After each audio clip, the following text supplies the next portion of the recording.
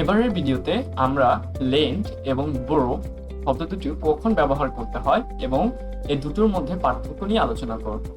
আমরা অনেক সময় লেন্ড এবং বোরো একই অর্থে ব্যবহার করে থাকি, তবে এটা সম্পূর্ণ বিপরীত অর্থে ব্যবহার হয়ে থাকে। আমরা যদি লেন্ড বুঝি, এর মানে হচ্ছে to give something as a loan, অর্থাৎ কাউকে ধার দেওয়া। আমরা যদি বোরোর কথা বলি, এর মানে হচ্ছে to take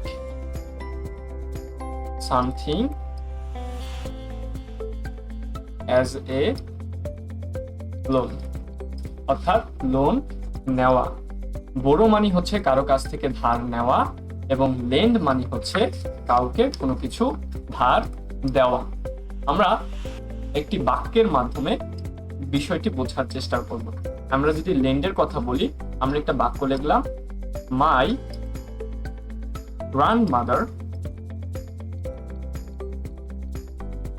lent me her earrings for the wedding,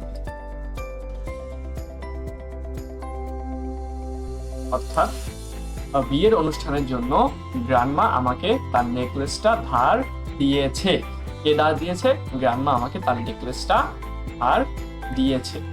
কিন্তু আমরা যদি বোরোর কথা বলি, তাহলে আমি বলবো I have borrowed a book from you। এক্ষেত্রে হচ্ছে আমি তোমার কাছ থেকে একটি বই ধার নিয়েছি। সো কোনো কিছু ধার দেওয়ার ক্ষেত্রে আমরা ব্যবহার করব লেন্ড, অপর পক্ষে কোনো কিছু যদি ধার নেই আমরা, সেই ক্ষেত্রে আমরা ব্যবহার করব বোরো।